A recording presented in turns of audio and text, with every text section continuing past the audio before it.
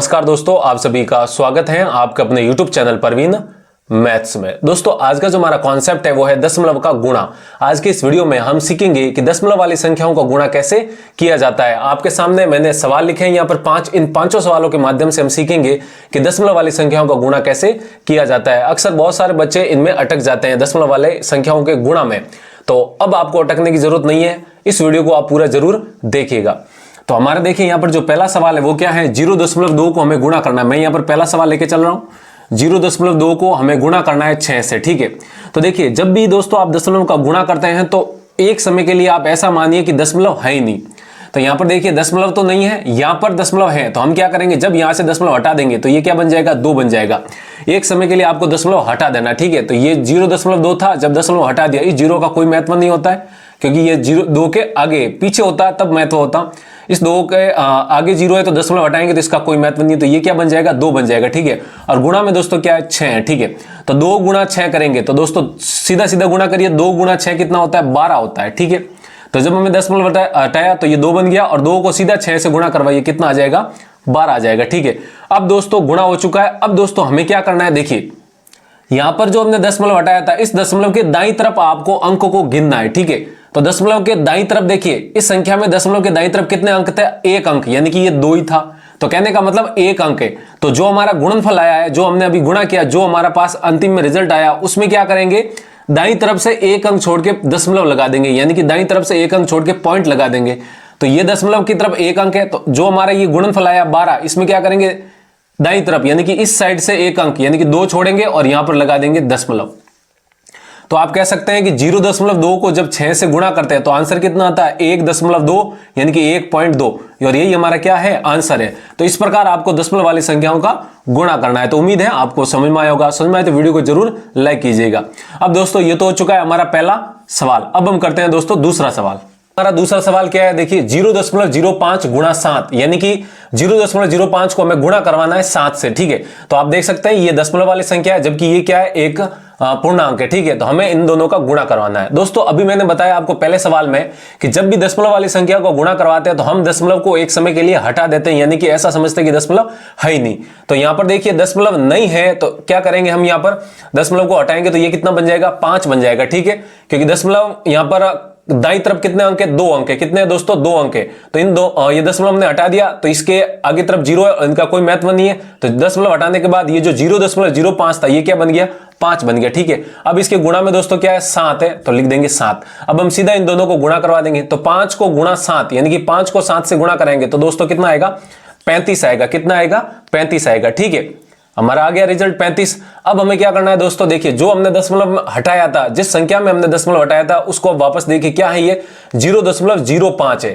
तो इस दशमलव के दाईं तरफ आपको अंकों को गिनना है। ठीक है, नहीं ये दशमलव वाली संख्या है, इस संख्या में दशमलव है, तो दशमलव के दाईं तरफ आपको अंक गिनने, तो 1 2, इस संख्या में 2 अंक है।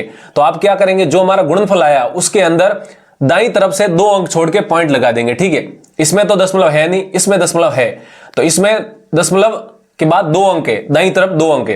तो यहां पर जो हमारा रिजल्ट आया यानी कि गुणनफल आया 35, इसमें क्या करेंगे, दाईं तरफ से 2 अंक छोड़ के पॉइंट लगा देंगे, यानी कि इकाई दाई ये 2 अंक हो गए और इसको छोड़ के पॉइंट यानी कि यहां पर पॉइंट लगा देना है। अब आगे कुछ नहीं, तो आप क्या लगा देंगे, 0 लगा देंगे। ठीक है, तो कहने का मतलब 0.05 को गुणा कराएंगे 7 से तो कितना आएगा, 0.35 आएगा। कितना आएगा, 0.35, और यही हमारा क्या है, आंसर है। ठीक है, तो इस प्रकार आपको दशमलव का गुणा करना है। तो ये हो चुका है हमारा सवाल संख्या 2।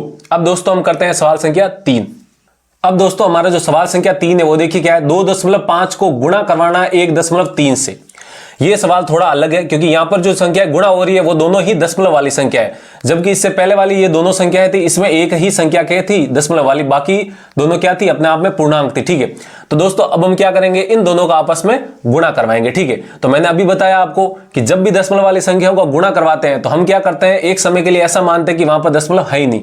तो जब यहां से दशमलव नहीं होगा तो ये क्या बन जाएगा, 25, हमने दशमलव हटा दिया, गुणा, और जब यहां से भी दशमलव आप हटा देंगे तो ये क्या बन जाएगा, 1.3 है, और दशमलव हटाने के बाद ये क्या बन जाएगा, आपका 13 बन जाएगा। ठीक है, अब दोस्तों हमारे पास जो गुणा आया है वो आया 25 गुणा 13 आया। ठीक है, तो अब हम 25 गुणा 13 कर लेंगे, तो 25 को 10 से गुणा करेंगे तो 250, फिर आपको 3 यानी कि 75 और जोड़ना है, तो कितना हो जाएगा आपका दोस्तों, 325 हो जाएगा। ठीक है, नहीं जब आप 25 को 13 से गुणा करेंगे तो कितना आएगा आपका 325 आएगा। ठीक है, तो हमने गुणा कर लिया। अब दोस्तों हमें जो पहली संख्या, हमारी जो मूल संख्या है वो क्या है, 2.5 और 1.3 है। इसमें ध्यान से देखना है। देखिए इस दशमलव के दाईं तरफ कितना अंक है, 1 अंक है, और इस संख्या में दशमलव के दाईं तरफ कितना, 1 अंक है।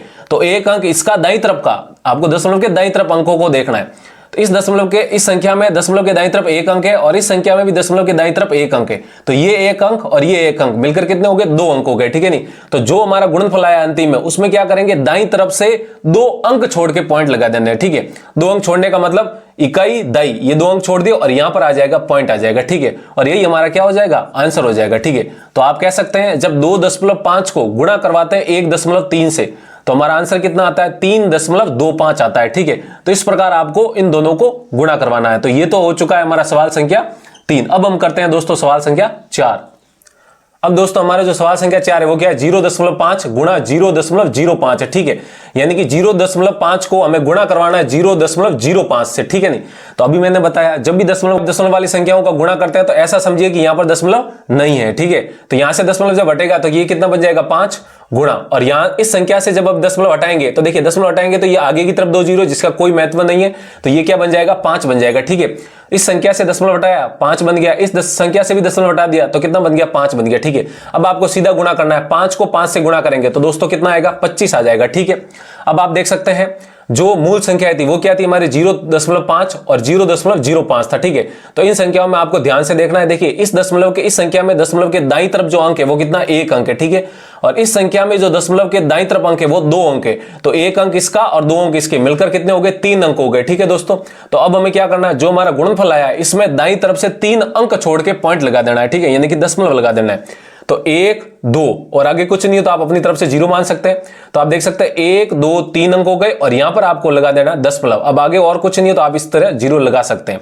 तो आप कह सकते हैं कि जब 0.5 को गुणा करवाएंगे 0.05 से तो आंसर कितना आएगा, 0.025 आ जाएगा। ठीक है, यही हमारा क्या होगा, आंसर होगा। तो ये दोस्तों हो चुका है हमारा सवाल संख्या 4। अब ये जो 5वां सवाल है यानी कि 1.5 को गुणा कराना है 100 से, तो ये गुणा आप अपने आप करिएगा और इसका आंसर जरूर कमेंट में कीजिएगा। ठीक है ना, कि क्या आंसर आया है। ठीक है, तो उम्मीद है आपको समझ में आया होगा। समझ में आए तो वीडियो को जरूर लाइक कीजिए, और अभी तक चैनल को सब्सक्राइब नहीं किया है तो वीडियो के नीचे वाला जो लाल बटन है उसको दबा दीजिए। तो आज के लिए इतना ही रखते हैं, जल्दी मिलते हैं हम ऐसे ही एक बेसिक गणित से जुड़ी हुई वीडियो के साथ। तब तक के लिए आप पढ़ते रहिए, मस्त रहिए और हंसते रहिए।